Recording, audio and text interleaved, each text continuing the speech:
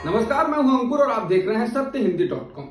सत्यहिंदी.com को आप लोगों का लगातार भरपूर प्यार मिल रहा है और इसीलिए हम आगे भी बढ़ रहे हैं। अगर आप चाहते हैं कि हम इसी तरीके से आपको सच दिखाते रहें तो आपको एक काम करना होगा और वो है डिस्क्रिप्शन में दिए हुए लिंक पर क्लिक करिए। चलिए अब एक नजर डाल लेते हैं अब तक की सुर्खियों पर। पेट्रोल और डीजल की कीमतों में बुधवार को एक बार फिर 80 पैसे की बढ़ोतरी की गई है। बीते 16 दिन में इनकी कीमत 14 बार बढ़ चुकी है और अब तक कुल 10 रुपए की बढ़ोतरी हो चुकी है। इस बढ़ोतरी के बाद दिल्ली में पेट्रोल की कीमत 105 रुपए 41 पैसे और डीजल की कीमत 104 रुपए 61 पैसे प्रति लीटर हो चुकी है। मुंबई में पेट्रोल के दाम 120 रुपए 51 पैसे और डीजल की कीमत 104 रुपए 77 पैसे प्रति लीटर हो गई है। वहीं केंद्रीय पेट्रोलियम मंत्री हरदीप पुरी ने पेट्रोल डीजल की कीमतों में बढ़ोतरी पर सरकार का बचाव करते हुए मंगलवार को लोकसभा में कहा कि दूसरे देशों के मुकाबले भारत में कीमतों का 10वां हिस्सा ही बढ़ा है। पेट्रोल और डीजल की कीमतों के अलावा आज सीएनजी की कीमत में भी बढ़ोतरी की गई है और ये प्रति किलो 2.5 रुपए महंगी हुई है। बढ़ोतरी के बाद दिल्ली में प्रति किलो सीएनजी की कीमत 66 रुपए 61 पैसे हो गई है। बीते 5 दिनों में सीएनजी की कीमत में 6 रुपए 60 पैसे प्रति किलोग्राम की बढ़ोतरी की गई है। नोएडा, ग्रेटर नोएडा, गाजियाबाद में सीएनजी 69 रुपए 18 पैसे प्रति किलो मिल रही है, जबकि गुड़गांव में इसकी कीमत 74 रुपए 94 पैसे प्रति किलो है।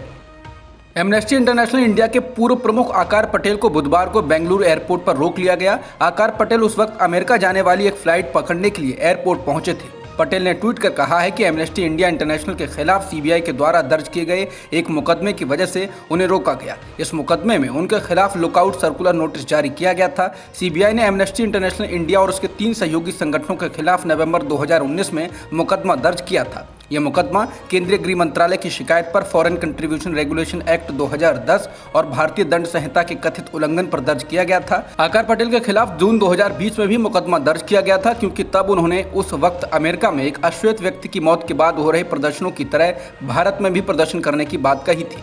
उन पर आरोप था कि उन्होंने लोगों को गड़बड़ी पैदा करने और दंगा करने के लिए भड़काया है। राज्यसभा ने विपक्षी दलों के विरोध के बीच दिल्ली के तीनों नगर निगमों को एक में विलय करने के विधेयक को मंजूरी दे दी। लोकसभा में करीब हफ्ते भर पहले ही दिल्ली नगर निगम संशोधन विधेयक 2022 पास हो गया है। विधेयक पर चर्चा के दौरान केंद्रीय गृह मंत्री अमित शाह ने आरोप लगाया था कि दिल्ली सरकार दिल्ली के तीनों नगर निगमों के साथ सौतेली माँ जैसा व्यवहार कर रही है। उन्होंने कहा था कि तीनों निगमों के एकीकरण का मकसद उनकी नीतियों और संसाधनों में विसंगतियों को दूर करना है, जिससे लोगों को बेहतर सुविधाएं मिल सकें। भारतीय जनता पार्टी आज अपना 42वां स्थापना दिवस मना रही है। साल 1980 में आज ही के दिन इस राजनीतिक दल का गठन किया गया था। इस दिन को खास बनाने के लिए पार्टी ने तमाम स्तरों पर अलग अलग तैयारियां की हैं। राष्ट्रीय राजधानी दिल्ली में इस कार्यक्रम को पीएम मोदी भी बीजेपी नेताओं कार्यकर्ताओं को संबोधित कर रहे हैं। इसके अलावा पार्टी 7 अप्रैल से 20 अप्रैल तक देश भर में सामाजिक न्याय के मुद्दे पर कार्यक्रम आयोजित करेगी, जहाँ पार्टी के कार्यकर्ता मोदी सरकार की जन कल्याणकारी योजनाओं के बारे में जागरूकता फैलाएंगे।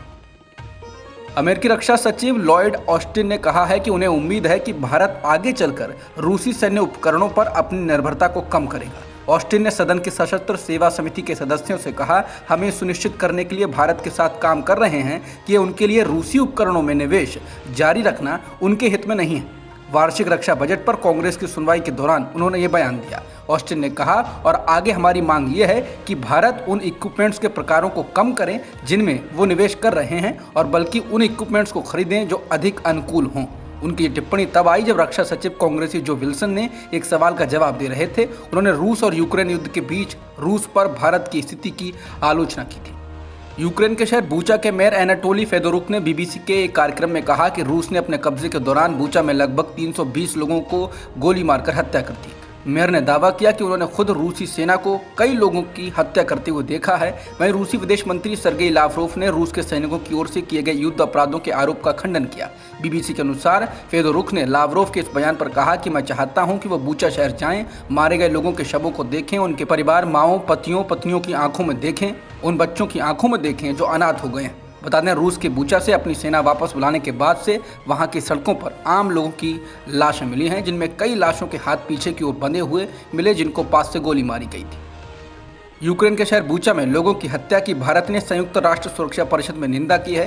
साथ ही संयुक्त राष्ट्र से स्वतंत्र जांच की मांग की। सुरक्षा परिषद की बैठक में संयुक्त राष्ट्र में भारत के स्थायी प्रतिनिधि टीएस तिरुमूर्ति ने कहा कि बूचा में नागरिकों की हत्याओं के हालिया रिपोर्ट्स बेहद परेशान करने वाले हैं।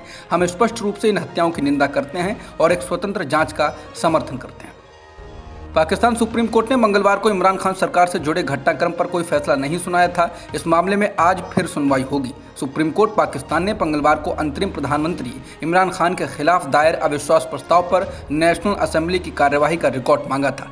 चीफ जस्टिस बांदियाल ने कहा था कि पीठ बुधवार तक आदेश जारी करने का प्रयास करेगी, जिसके बाद आज सभी की नजरें सुप्रीम कोर्ट पर टिकी हैं। श्रीलंका के राष्ट्रपति गोटाबाया राजपक्षे ने मंगलवार रात को आपातकाल हटा लिया है। आपातकाल 1 अप्रैल से लागू हो गया था। इसके जरिए हुकूमत की कोशिश मुल्क में हो रहे विरोध प्रदर्शनों को रोकने की थी, लेकिन श्रीलंका के तमाम हिस्सों में हुकूमत के खिलाफ विरोध प्रदर्शन जारी हैं। उधर राजपक्षे सरकार ने संसद में बहुमत खो दिया है। मंगलवार को बुलाए गए संसद सत्र के दौरान सत्तारूढ़ गठबंधन सरकार के 41 सांसदों ने सदन से वॉकआउट कर दिया था और विदेश मंत्री बनाए गए अली सबरी ने भी अपने पद से इस्तीफा दे दिया था।